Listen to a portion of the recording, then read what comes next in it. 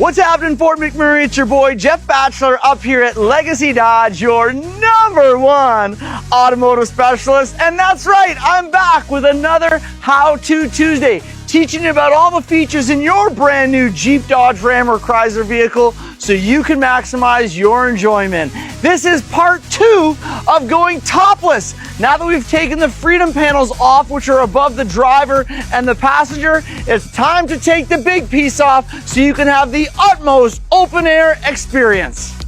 All right, so step number 1 is you need to locate this little Jeep toolkit in your Jeep.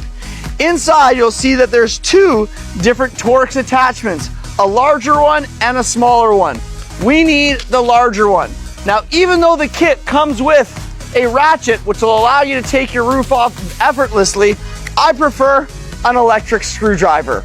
Once you've got your bit installed, there are going to be 8 screws in total, 3 along each fender and 1 located up the top.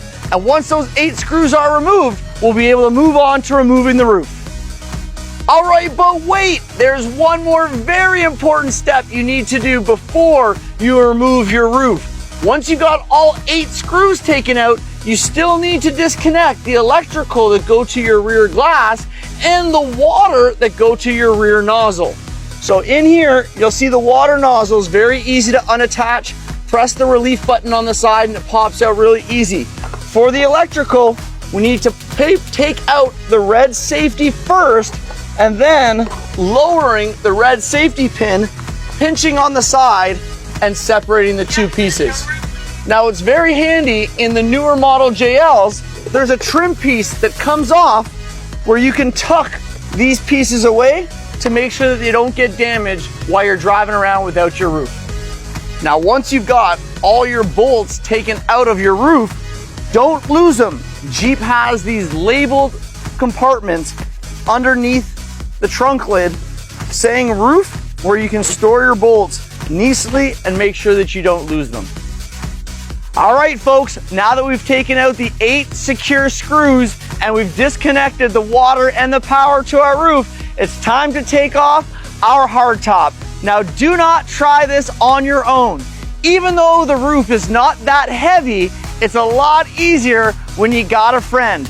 Often, my wife laughs at me because I just ask the first person who walks by on my street to help me out. Anybody want to help? Thanks, Riley. We're gonna lift this off the Jeep. So, from the side of the Jeep, you're gonna push up on the drip rail just slightly, so that way you can get a good grip on the roof, and then slide it back, okay? Once you've slidden it back, now it's time to get a good grip underneath the back side and one underneath the side. And we're gonna slowly just walk it back. But it's just that easy. We've now gone from fully roofed to topless. Now let's go have some fun. All right, folks, so it's just that easy to go topless in a Jeep and have an open air driving experience unmatched in any other vehicle on the market. Step 1, we're gonna take off the freedom panel above the driver and the passenger. Step 2, we're gonna take off the rest, which covers the back seat and the trunk area. Once those things are removed, it's time to go have some fun. If you're looking for the most fun, adventure-filled vehicle for your summer, come up and see us at Legacy Dodge for a Wrangler. This is my Jeep Wrangler, and I can't wait to help you with yours. 416-523-6585. Let your legacy start right here.